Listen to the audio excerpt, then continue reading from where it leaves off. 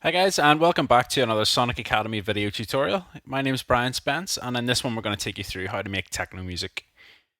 Now techno can be a bit of a funny one. If you have a look on the likes of Beatport and go to their techno charts, you'll notice that the majority of the stuff that the kids are calling techno these days is quite slow, and a lot of it sort of crosses genres into maybe electro house or minimal, and maybe even the tech house and things like that there. And there's not an awful lot of stuff that sounds, to my ears, old school techno. And so what I've done with this course is I've tried to combine the newer stuff with the older stuff, just to bring out what the real essence of techno is. So the first thing we're going to start off with is our drums, and the techno drums are the main body of the track. It even carries the majority of the bass line because you've got these really low subby toms and like percussion sounds. And there's even some tunes that don't even have a bass line carrying it, and the whole thing is based around these low sub toms. So I'm going to begin by going up to the top left, and I'm going to bring in a drum rack, and I'm just going to drop it onto a MIDI track. And then it's going to get rid of the macros, and I'm going to bring in the samples that will be bundled alongside with this course. And mine are on the desktop under techno samples. And if we go to the drums section, we've got all our samples down here. So I'm going to grab our 3 kick drums. It's going to drop them in, and then I'm going to grab our snare 1 and 2. And then I'm going to grab our percussion number 1. And then I'm going to grab our tom 1 and 2 and our bass drum fall.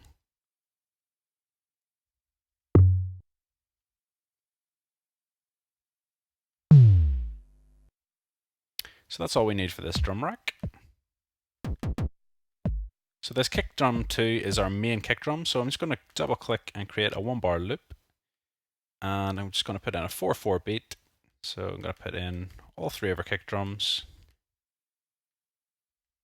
Copy them across. And then I'm going to bump the tempo of this tune up to 135.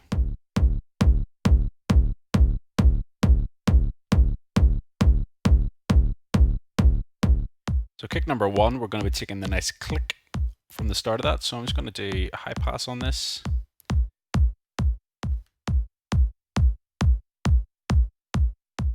Oh, sorry, I was on the wrong one there. Go to kick number 1, turn the filter on and high pass.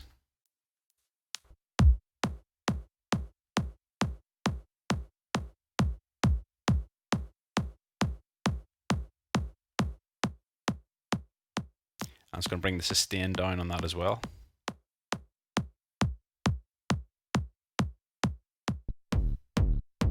And then kick number 2, again, as I said, is our main kick drum. And so what I'm going to do with this is going to bring up the release time and the decay so that we hear the whole kick drum playing. And then I'm going to drop an EQ on this as well, just to boost the bottom end of it. So if we go to our audio devices, go to our EQ8. And if you right click on this EQ, I'm going to go down and select high quality. And then I'm going to grab point number 1. I'm going to give this a nice boost at around about 90 Hertz or so, just in the low end of the kick drum.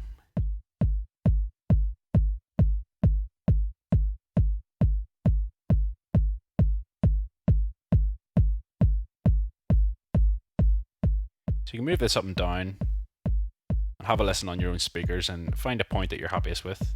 I'm going to keep that about there.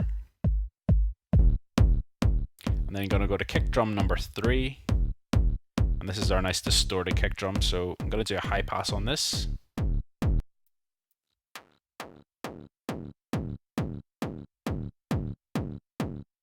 And then I'm just going to bring the sustain back and push the decay up just slightly. So we get the nice distorted sound.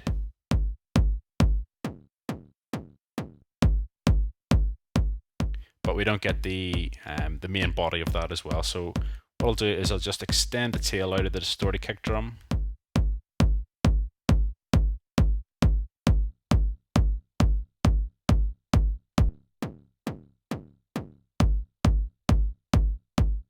Okay, so if we listen to the kick drum here and compare them, we're all a wee bit out of key with each other.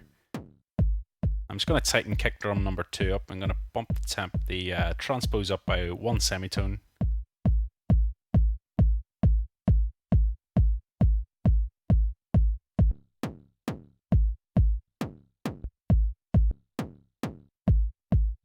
So they sound pretty similar now. And kick drum number 1, I'm just going to bring this up just to tighten it up anyway. So I'm going to bring the semitone control up so we get a nice punch at the top there.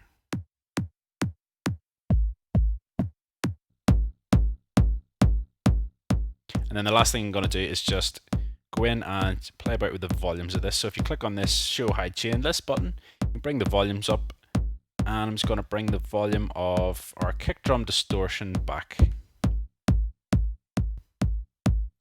And also our main kick as well, just to leave a wee bit of room. And our kick number 1.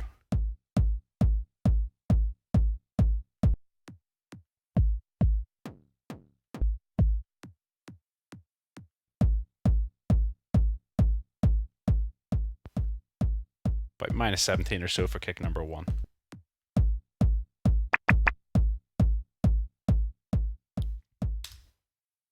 Okay, so I'm just going to save this now, and in the next tutorial we're going to continue on and program in the snares.